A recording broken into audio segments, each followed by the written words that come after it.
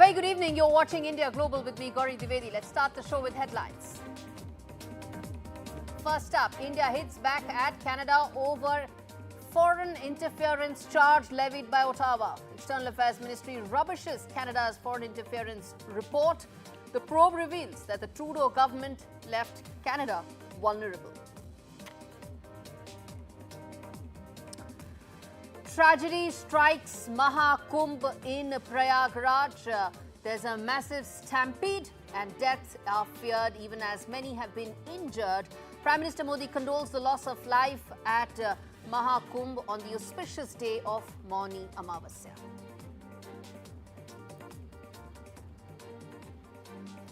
Fresh turmoil in Bangladesh as Sheikh Hasina's Awami League calls for anti-Yunus strikes. Awami League demands cases against the former Prime Minister be dropped and says it will start its campaign from the 1st of February.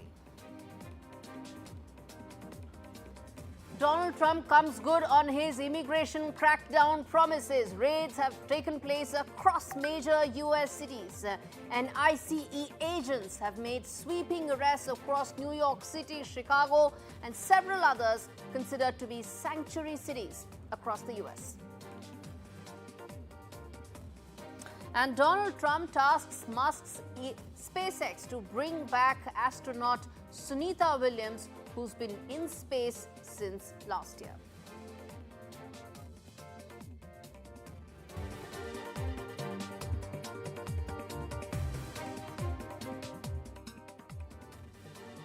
All right, on to our first story this evening on India Global. Canada's year-long foreign interference probe came to an end with the report alleging that India and China meddled in the country's past two elections. That's the allegation that's been levelled by Ottawa.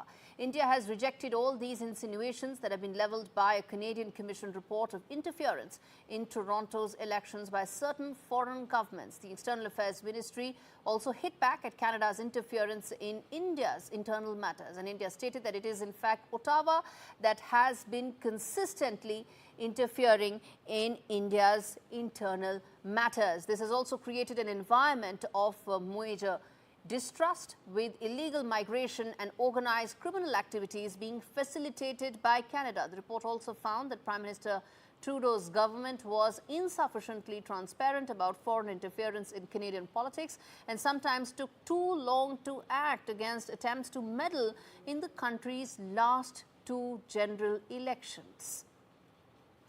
All right, let's get in my colleague Mohammad Ghazali for the very latest on this. Ghazali, this is yet another instance of the India-Canada relationship getting impacted due to false and untrue claims being made by Ottawa.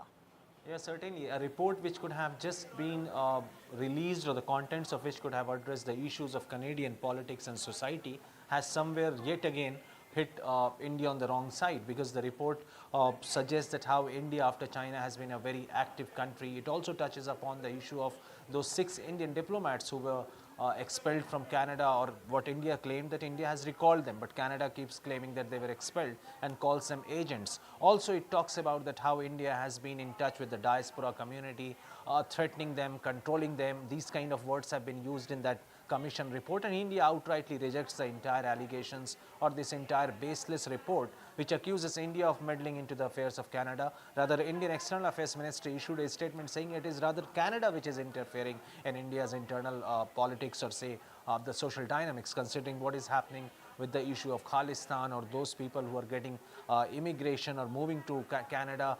India believes that this entire atmosphere has led to illegal immigration. Also, how Canada has been harboring those anti-India elements despite repeated reminders. So, this entire report, which could have been issued to address the issues back in Canada, the Canadian government yet again chooses to include or to allege India's involvement in their internal affairs. All right, Mohammad Ghazali, appreciate you giving us a lowdown of all that's happened between India and Canada in the last 24 hours. All right, let's quickly now turn our attention to the big questions that we are asking on the fresh showdown that's taken place between India and Canada. All right, the first big question that we are putting and we'll try and get those answers from our panelists, is when will Canada, let's put out those questions, when will Canada give proof when it comes to backing some of these allegations that it has made regarding India? The second key question that we are asking is that who really interfered, because there are allegations being made both by India as well as Canada, and very credible allegations have been made by India that it's in fact Canada that has interfered in its internal matters. The other key question that we are asking is, will Trudeau government face probe for failing to act? Remember, the probe very clearly says that it was Trudeau government which did not respond to Canadian security concerns. And the last key question that we are putting out is that all this means that the next Prime Minister of Canada has a lot of work to do. And will he or she help reset ties between India and Canada? Let's put that out first and foremost to Brahma Chilani, who's joining me on the broadcast. He's a strategic affairs expert. And we also have Dean Baxendale, who's a columnist, joining me from Canada on the show. Thanks much, gentlemen, for taking out the time. Mr. Chilani, let me start with you, sir. There have been allegations, fresh allegations by Canada, again without any proof, and India has responded to that, saying it is the other way around. How do you see another low that India and Canada are seeing in their relationship? First, we should keep in mind that the issue of foreign meddling in Canada's election process is a politically explosive issue in Canada, given that the China-supported candidates were mainly or largely with Trudeau's Liberal Party.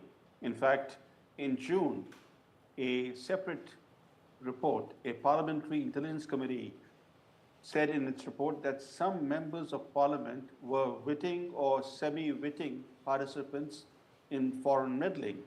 In fact, the federal commissioner, inquiry commissioner, Ms. Hogue, who has submitted now the final report in May, in her interim report, she said that China stands out as the main perpetrator of such interference. So that's the background to this report. But in terms of how India has been interfering in Canada's internal affairs, the report doesn't detail evidence of how India has interfered in Canada's affairs. It seems to me that the references to India in the final report are more designed to ensure that China is not singled out as the sole perpetrator. They were trying to avoid the sole focus on China, so they brought in India, but they haven't backed up the allegations against India with any concrete evidence. Let's put that out to Dean as well. Is that how it is? Really, that's the truth, that fact that it was China, and because Justin Trudeau shares a cozy relationship with Xi Jinping, he doesn't want to upset Xi Jinping. That's why he's also pointed out and included India falsely. Well, of course, I thank you for having me on the program this morning, or this evening, I guess, in India. I think that, if we go back, a year and a half when the allegations were made by Justin Trudeau in Parliament regarding Indian officials or the government being involved potentially with the Niger assassination, it was clear that in part Trudeau was using the opportunity to deflect from his own inadequacies and closeness to Beijing that had been pointed out through countless articles, the book Willful Blindness, to which Optimum Publishing released in 2021, and ultimately was the reason behind the Hogue Commission. What Justice Hogue has done, and rightly, as your guest points out, is to deflect from Canada's high level of engagement with the PRC, and to deflect from, to make it appear as if India is somehow the lone and bad wolf in this process. Many governments are meddling in Canada's affairs, and India certainly has interests here in Canada to pursue to meet its own national objectives, as does any nation. But this kind of deflection by Hogue in now singling out India, we've expelled 6 Indian diplomats. We've only expelled 1 Chinese diplomat in the last, for the last 20 years. And this speaks to the fact that we're not interested really, or this Liberal government is not interested in addressing a serious interference, espionage operations inside Canada. That's a very valid point you've made, Teen, that when it comes to, the fact that Canada is talking about India and China, but look at the difference in how it's really treating these two when it comes to quote-unquote foreign interference and meddling. Mr. Chilani, which brings me to the point of the relationship. How do you see this relationship now from the nadir that it continues to hit under Justin Trudeau's leadership? How do you see and what do you think would be the role of the next Prime Minister of Canada? Canada and India are two leading democracies in the world. They should have very good relations. But under Trudeau, that relationship has come under increasing strain. Trudeau openly interfered in India's internal affairs during the farmers' agitation. Remember when he egged on the farmers who were blockading the highways to New Delhi? But when the truckers in Canada blockaded highways, he declared a national emergency to crush that peaceful movement.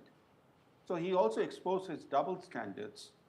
But India's concern that has been expressed in the latest statement by the Foreign Ministry about how there is a nexus between illegal migration from Punjab and organized criminal activity was underlined by the way Niger, the terrorist who was killed in Canada, in British Columbia, Niger entered Canada illegally. And he's only one of many cases that India has pointed out over the years of how people from India's Punjab have been taken to Canada illegally, fostering a nexus between Canada-based Sikh separatists, the Khalistanis, and organized crime and drug syndicates operating in Canada. So this is an issue on which I think the two governments need to work together. Indeed. They need to have a working relationship on these issues because this is also an issue that impinges on Canada's own internal security. Indeed, indeed. Dean, come in on that, which is the fact that India has been very clear in terms of how Canada has been meddling in its affairs. The fact that several Khalistani extremists and several criminals have actually been allowed to get access into Canadian borders so easily completely undermines how India wants to deal with these criminals back home. That's the genesis of and the root cause of the problem. It is indeed the root cause of this problem, and our intransigence towards this issue in addressing diaspora politics, where we have embraced and actually helped to further the interests of terrorist operations writ large, and those include those of Iran, Hezbollah, Hamas inside the country, are startling. What the U.S. threat of tariffs on Canada is about is exactly this nexus, where we have been the ecosystem for financing these operations in Canada. And for these terrorists around the world. So this is a deadly geopolitical issue that, that Canada needs to address, that its leadership needs to address. And if we don't, the United States is going to lay down the hammer on Canada and create a lot of problems for all of Canada. Indeed. Thanks much, gentlemen. That's all the time I have on this discussion at India Global. As far as the issue is concerned, we're going to come back and keep addressing that in coming days. It's time for a quick break. On the other side, we come back with another terrible tragedy that occurred at Dwivedi today. We come back and talk more of that. Stay with us.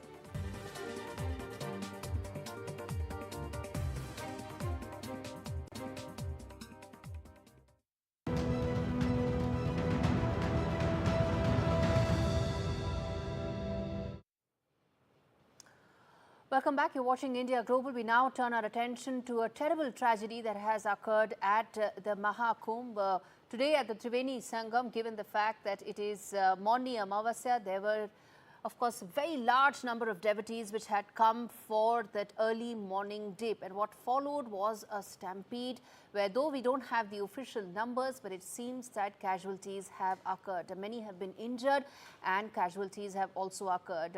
From the Prime Minister to Chief Minister of Uttar Pradesh, Yogi Adityanath, there have been condolence messages that have come in, and also the fact that on a very auspicious day, such deep, terrible tragedy occurred. Let's get in my colleague Aishwarya Jain to really give us the details in terms of how things are unfolding right now. Aishwarya, you are there on at Prayagraj. Talk to us about the arrangements that have been made in place after that tragedy occurred.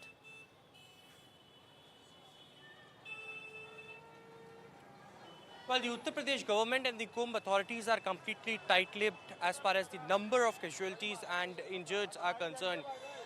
So far, they have not revealed it. It is at 6:30 p.m. that we are expecting a press conference from the DIG, Mr. Vaibhav Krishna, and also from the Kumbh authorities to give some figure out, because it's evening and the stampede happened at around 2:30 a.m. in the morning. Certainly, the Uttar Pradesh government has been constantly saying that the situation is under control and the security has been deployed in large numbers at the Sangam area, because it was expected at around 8 to 10 crore devotees at Mauni Amavasya, which is today one of the Shahi Snans, and therefore the reason perhaps the stampede broke out.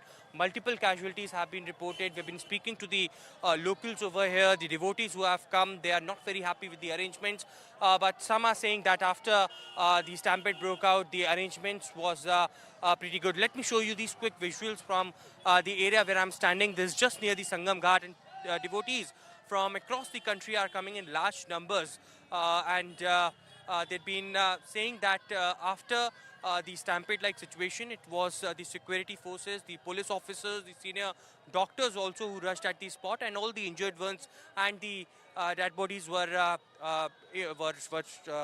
taken to the nearest hospitals. A green corridor was established as well. Hundreds of rounds were made by the ambulances through these green corridors. The traffic was very smooth and in full attendance.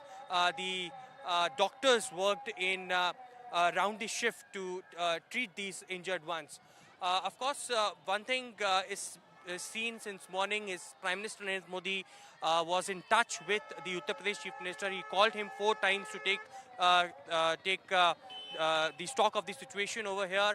A coordination center has been established, a control room has been established, and from Lucknow as well, senior officials were rushed. Uttar Pradesh Chief Minister is also constantly monitoring the situation from Lucknow. A control room had also been established over there. But because the numbers are not coming out, we are expecting at around 6:30 p.m. The DIG will give some figures out as to what led this stampede happen and what is the number of casualties and injured. All right, Aishwarya, thanks much for giving that update to us from Prayagraj.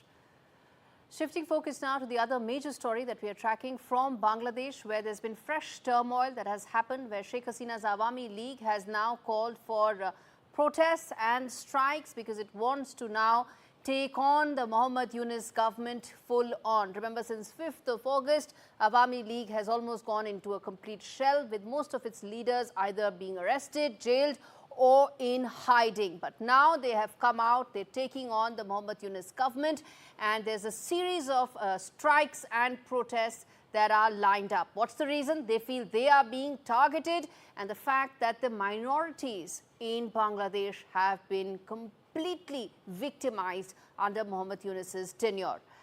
This comes at the first major demonstration by the Awami League and would be extremely significant how the Muhammad Yunus government responds to that. Remember, they've so far come out very strongly against Sheikh Hasina's tenure. They've come out very strongly against the Indian government, saying that they should not shelter Sheikh Hasina forward. And also they've come out with multiple extradition requests. Let's get in my colleague Saurabh Gupta to really decode this for us and what it means for Bangladesh. Saurabh, you've been working the phones, you've been getting us all details. Talk to us about what's lined up by Awami League in terms of the strikes and protests against Muhammad Yunus's government.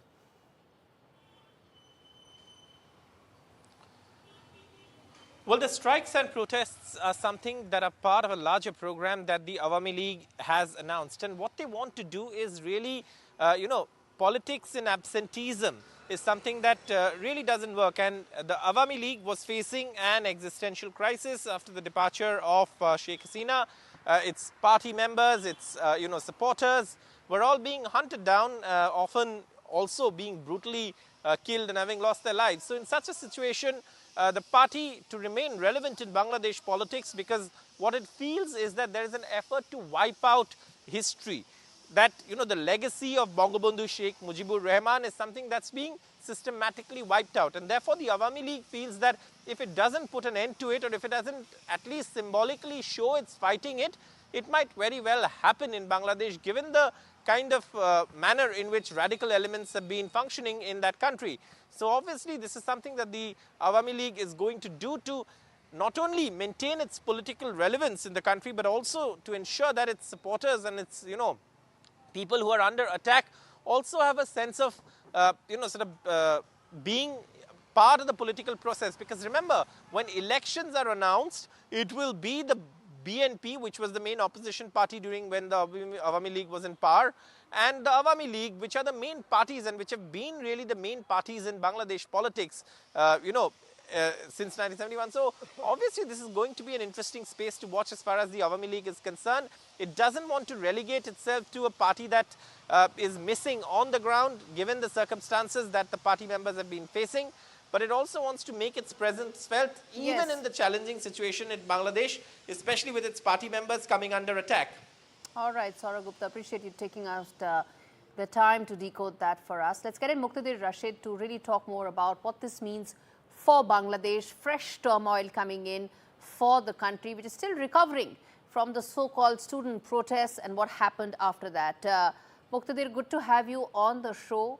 Talk to us about the impact that what Awami League is trying to do would have on the political landscape of Bangladesh. They were in hiding for about 6 months when there was a lot of attacks on them. They were being targeted, but they're now out to take on the Muhammad Yunus government. Thank you for having me here. I don't think Awami League, the way they are doing right now, it's at all as a political party or political platform what they are doing right now. So it's very unfortunate that they're yet to say anything about the brutal killing of the students and the people during the July-August uprising. So it's very unfortunate for a political party which is now based on social media platform using the other socials. So it's now a social media platform for now. This party, which is very deeply rooted with the people in masses, but it's absolutely gone because they lost their connection with the people over the years, especially when Sheikh Hasina came to power again and again without the people's mandate. So the party, what currently they are facing right now, it's a very, very, their own kind of thing they are looking for. And on the other hand, the party, if you look at the party structure right at the moment, so few of them are now campaigning from social media,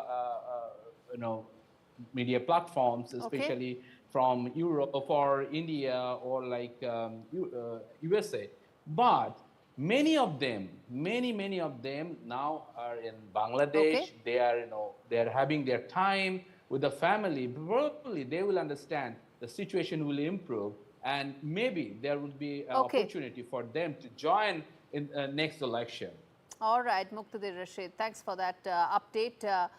The fact of the matter is, well, as far as Bangladesh is concerned, the Awami League has been targeted, and now they're just beginning to come back into the politics of Bangladesh. On that note, we're taking a very short break. We come back on the other side with a big interview on the latest that's unfolding in Trump's immigration crackdown. Stay with us.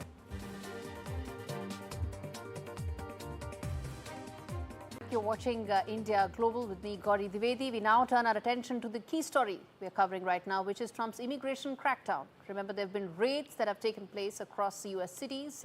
Federal agents have begun multiple immigration enforcement actions in New York City in a very visible and a very publicized show of force that included President Trump's newly installed Homeland Security Secretary, Kristi Noem. In fact, she's put that out on her social media platforms as well. In fact, some would say he's just coming good on his election promise.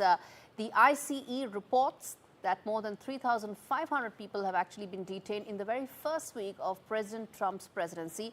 1,200 arrests were recorded on Monday alone, setting a new record. Trump's predecessor, Joe Biden, carried out an average of 311 immigration deportations daily. This is more than 3 times or 4 times of that. And Trump's operation has already struck other major cities. These are called sanctuary cities: Chicago, Miami, Atlanta, amongst others. The sources say Trump administration is planning to conduct major immigration raids in 3 U.S. cities per week. So he's going to continue this for some time. Take a look. First of all, let's take a look at this report that tells the story in greater detail, and then we come back and also talk to Doug Grant, who is an immigration expert, specialist, with whom we are going to decode what this means for India and some of the other measures, Doug, that Donald Trump has announced through his executive orders. We're going to come back and talk on that, but let's first play this report for our viewers to understand why what Donald Trump is doing is so significant and so important.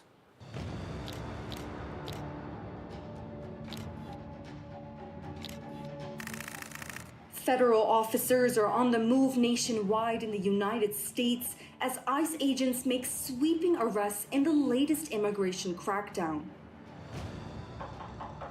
The Trump administration is stepping up efforts targeting undocumented immigrants in cities across the United States, which has resulted in thousands of arrests. ICE has reported over 3,500 arrests in just the first week of Trump's presidency. 1,200 arrests were made on Monday alone, setting a new record as Trump reintroduces his zero-tolerance policy on illegal immigration. The all-hands-on-deck operation has already struck major cities like Chicago, Miami, and Atlanta, and now ICE has set its sights on New York City, launching raids in multiple locations in the Bronx. Secretary of Homeland Security Kristi Noem joined agents on the ground for what she described as criminal dirtbags that targeted, quote-unquote, criminal aliens with kidnapping, assault, and burglary charges. We are here to address. As fear spreads within immigrant communities, local leaders are holding public conferences to remind immigrants to know their rights and not give in to fear. Meanwhile, religious communities are taking a stand, with the Trump administration lifting restrictions on where arrests can occur, including sensitive areas like schools and churches. Church members have started to hold services in solidarity with those in the country without a legal status. And so we want to send a strong message to Washington, D.C., right to the steps of the White House, saying we stand up together, we are going to support one another, and an unjust law is no law at all. And so we're willing to take on ICE enforcement. They will not come into this church. They will not be allowed to. Since taking office, Trump has carried out a series of executive actions to overhaul the U.S. immigration system. As these efforts unfold, the debate over immigration policy grows more intense. The U.S. now stands at a crossroads with immigration policy set to shape the political and social landscape for years to come. Samia Afsar, NDTV World. All right, let's now get in Doug Grant, who's a senior advisor of the U.S. Citizenship and Immigration Services, to talk to us about all that's unfolding in the U.S. right now. Doug, it's been a very busy week, some would say, for the immigration services. And before I come to the thorny issues that impact India, whether it's the H1B or the birthright citizenship, I have to ask you on what's unfolding right now with those ICE arrests that are taking place. How do you see that, the vigor with which all authorities seem to be now cracking down on illegal illegal immigrants in the U.S.? Sure. Thanks so much for that question. I want to make 2 points of clarification. First, I'm a former senior advisor at U.S. Citizenship and Immigration Services in the prior administration, and also, undocumented immigrants in America come from all countries, including India. And so I think it's important to note that these indiscriminate sweeps raise many legitimate concerns. For one, they could easily sweep up U.S. citizens, U.S. citizen children, if they're completely indiscriminate. And second, they're likely to make Americans and immigrants in America less safe because they're not properly targeting dangerous criminals and are more indiscriminately intended to just sow fear almost at random.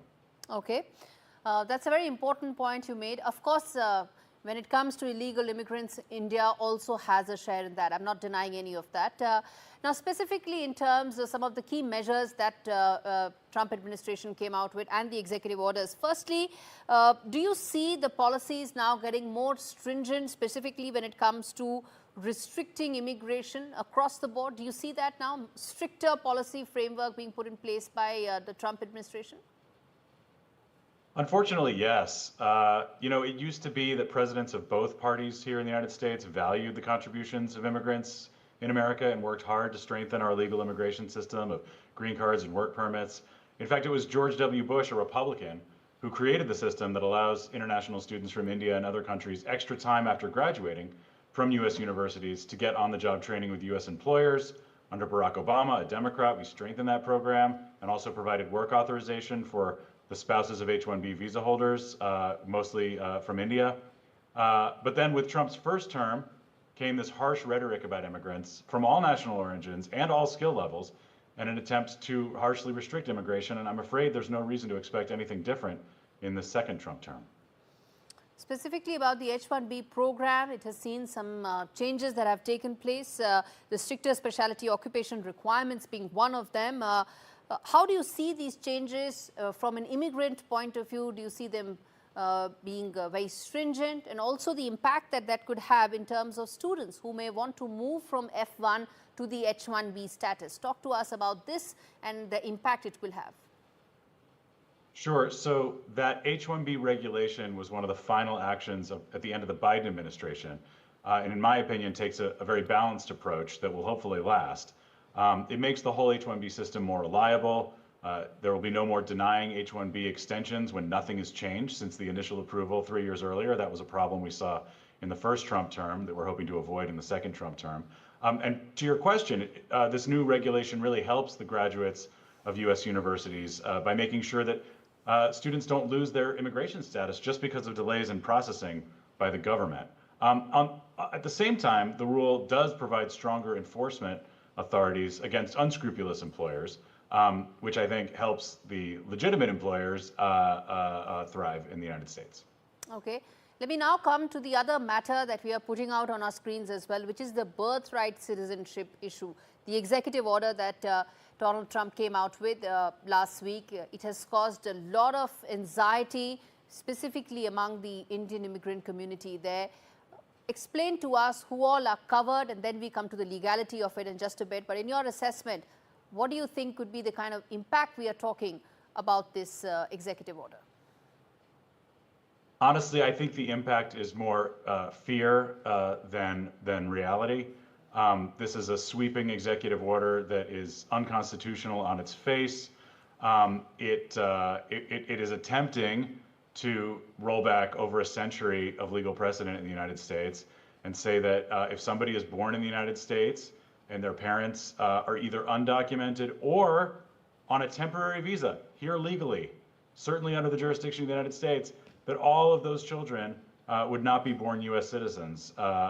It's a really symbolic gesture. I don't think that Trump's people expected it to last very long in the courts. I think they're taking a gamble and figuring, well, best case scenario, we win in the Supreme Court someday, which is very unlikely. But worst case scenario, we still scare a lot of people. And I would add, it's scaring people who are both here with and without papers. I was going to come to the legality of it as to whether it's going to stand in a court of law. The fact that the Supreme Court is conservative leaning, in your assessment, do you think the Trump administration would be willing to probably wait it out for it to reach all the way to the Supreme Court? I think absolutely they'll wait it out. Fortunately, as you saw last week, a federal judge, a Republican-appointed federal judge, called it blatantly unconstitutional and blocked it. So there's going to be no change birthright citizenship is still the law of the land as it has been since the Civil War, or even earlier. And so I think there's nothing to really worry about in the very near term. Eventually this will move up at the courts and it'll probably make it all the way to the Supreme Court, and then we'll see what happens. I mean, I think that it's going to be difficult for the Trump administration to prevail even in a conservative court, because this is such a blatant departure from over a century of case law. But you never know.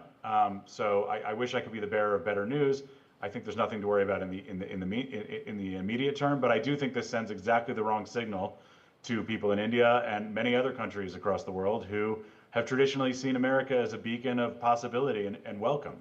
And I want to say to your viewers that this doesn't represent majority of Americans. I don't think it even represents most of the people who voted for Donald Trump.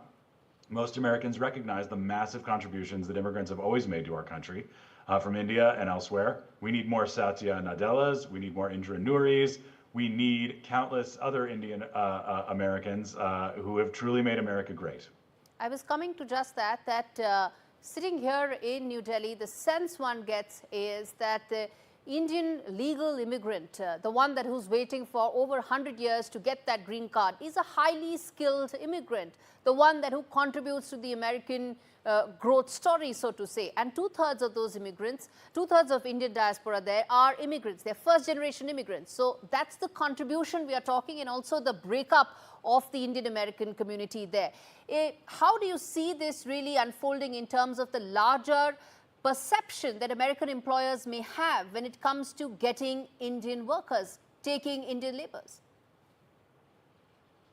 I mean, I don't think it's an issue unique to workers from India. I think that as this administration makes the legal immigration system more difficult to navigate, more unpredictable, sending out more hostile rhetoric, it has an effect on U.S. employers, and they start looking at other countries to open up new offices. They start looking at other countries to tap talent, and it's really a self-inflicted wound that I deeply regret.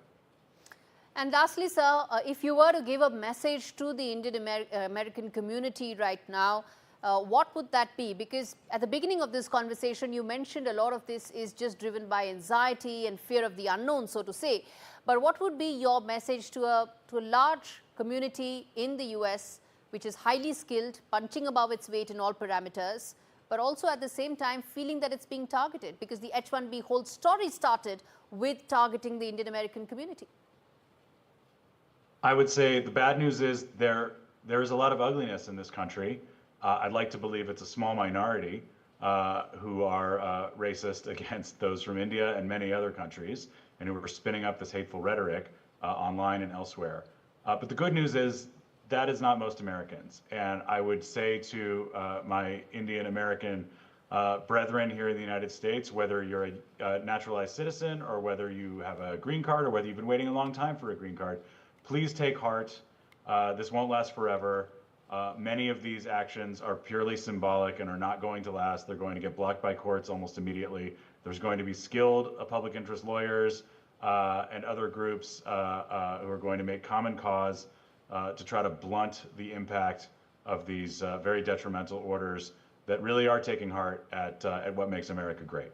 All right, Mr. Doug Rand, former senior advisor at the U.S. Citizenship and Immigration Services. Thanks so much for speaking to me on India Global. Thank you very much. You're watching India Global. We now turn our attention to Sunita Williams. Well, Donald Trump has tasked billionaire Elon Musk's SpaceX to bring back stranded NASA astronauts Sunita Williams and Butch Wilmore. From the International Space Station, the two NASA astronauts went to the space aboard the Starliner capsule last year for about 8 to 10-day mission, but they've been stuck there for over 8 months. The astronauts were left in space after an issue with their Boeing Starliner capsule delayed their return.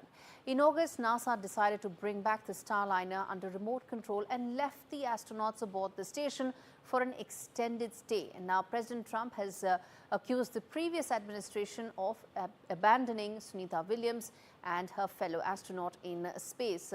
Musk on social media said that SpaceX would get them home as soon as possible, calling it terrible that they were left in space so long after the Biden administration and due to the Biden administration.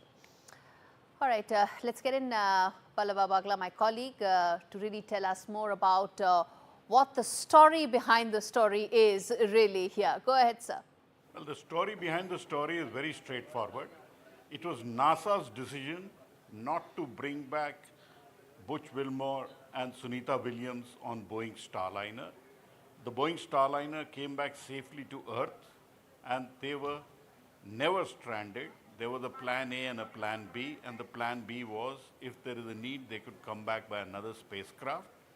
And the Biden administration had always said, and NASA had decided, not so much Biden administration, that SpaceX Crew Module or Crew Dragon would be used to ferry the astronauts back to Earth. Whether Sunita Williams is stranded or lost in space, I don't think those categorizations are correct. Sunita Williams danced and went into the International Space Station, and today she is now the designated commander of the International Space Station. And the plan has always been to bring them back on the Crew Dragon, which has been made by SpaceX on a Falcon 9 rocket, and they would be brought back to Earth. On a Crew Dragon, they will come back to Earth. So that is the plan, and currently the delay has been because the new Crew Dragon from SpaceX was being readied to get them back. That is why a month was pushed. They were pushed back by a month from February to March to bring them back. So very soon, Sunita Williams will definitely be back on Earth on the SpaceX Crew Dragon. But this is surely competitive politics between the Republicans and the Democrats playing out, using Sunita Williams as the Mohra or the person to be used in that politics. She is not stranded, she will definitely be back, and SpaceX Crew Dragon would be used to ferry her back to Earth. All right. Pallava Bagla, appreciate you breaking that story down for our viewers. Shifting focus now to more news coming in from the US. A federal judge has temporarily blocked a push from Donald Trump to pause federal funding while his administration conducts an across-the-board review to approve progressive initiatives. District Judge blocked the funding freeze only minutes before it was scheduled to take effect. The ruling follows a lawsuit filed by non-profit groups that rely on federal money. The pause will remain in place until Monday afternoon, with another court hearing scheduled for that morning. The move capped a chaotic day for the U.S. government, with uncertainty over key financial lifelines sparking panic across states, schools, organizations that depend on federal funds. Trump's team argued the freeze on loans and grants was needed to ensure spending aligns with his recent executive orders. How long is this pause going to last? But the terms of the executive order is 90 days. But it's important to understand that it's a review process to say that there's, for discretionary spending that's not directed by Congress or required by law. So this would be, for example, something like a contract to a non-governmental organization to teach, say, critical race theory. That there has to be a politically appointed individual in the departments or agencies who simply reviews and approves the expenditure, so that we have control, democratic control over the operations of government. This doesn't affect any federal programs that Americans rely on, full stop. All right. Israeli Prime Minister Benjamin Netanyahu is said to be the first foreign leader to meet Donald Trump in person at the White House since his inauguration. The Israeli government confirmed Donald Trump invited Netanyahu to Washington for a meeting on the 4th of February. This comes as a fragile 6-week ceasefire holds between Israel and Hamas in Gaza, temporarily ending 15 months of fighting. Donald Trump has taken credit for brokering the ceasefire, which began just a day before his inauguration. Dead bodies lay on the streets and explosions and gunfire echoed across the largest city in Eastern Democratic Republic of the Congo as fighting continues to rage between the army and the Rwanda-backed M23 rebels. Residents reported continuing gunfire and mortar fire in Goma, the capital of the North Kivu province and a regional humanitarian hub for displaced people, after M23 fighters entered the city on Sunday. 100 people have been killed, 1,000 have been wounded in just 3 days of heavy fighting, which has exacerbated the humanitarian disaster in the province. Hospitals were overwhelmed by patients with gunshot and shrapnel wounds, UN and other aid agencies said on Tuesday. Shifting focus now to Pakistan's Prime Minister's advisor on political and public affairs, Rana Sanullah, who has strongly dismissed rumours of backdoor talks between the government and Imran Khan's party, Tehreek-e-Insaf (PTI). He firmly stated that no negotiations will take place through unofficial channels. Earlier, PTI chairman had revealed that PTI was not involved in talks with other entities. Sanullah went on to criticize the PTI for boycotting the fourth round of government dialogue, emphasizing that political issues can only be resolved through official discussions. He also pointed out that PTI missed a crucial opportunity to hear the government's response. He also took aim at the party's actions over the past decade, accusing them of damaging Pakistan's political landscape. Shifting focus now to Belarus, where Belarusian authorities have said that the country is prepared to quickly resume cross-border traffic with Ukraine when the situation allows. In fact, Novaya Guta, one of nearly a dozen border crossings that has been abandoned since Russia's invasion of Ukraine via Belarus, once saw up to 17,000 people pass through it daily during the summer months. Now, only a handful of soldiers remain at the site, and Belarus claims that all border checkpoints across the Ukrainian border are operational, with border guards fully prepared to resume international traffic as soon as the situation permits. Rome prosecutors have opened an investigation against Italian Prime Minister Giorgia Meloni and two government ministers for repatriating, a Libyan warlord wanted by the International Criminal Court in The Hague. In a social media video, Meloni disclosed the investigation concerning alleged assistance to Osama Anijim, also referred to as Osama al-Masri. He said her Justice and Interior Ministers and an Undersecretary are also targeted in the investigation. The Prime Minister's government has faced criticism from opposition parties, human rights organizations, and even the ICC following al-Masri's release on a technicality after his arrest in Turin, where he was detained under an international warrant. Responding to the investigation, Meloni suggested political motives were behind the move, insisting she was not and she will not be blackmailed or intimidated. And finally, hundreds of millions across Asia are gearing up to celebrate the Lunar New Year, saying goodbye to the Year of the Dragon and welcoming the Year of the Snake. In China, the Spring Festival kicks off with 8 days of public holidays, giving families time to feast, enjoy traditional performances and light up the skies with fireworks. During the traditional 40-day period that runs before, during and after the Lunar New Year holidays, a massive 9 billion trips are expected to be made across the country, with people crisscrossing through the country to meet their near and dear ones. Travel, whether by air or by train, is expected to be at its peak during this period, when millions of train and 90 million air trips are scheduled to be made.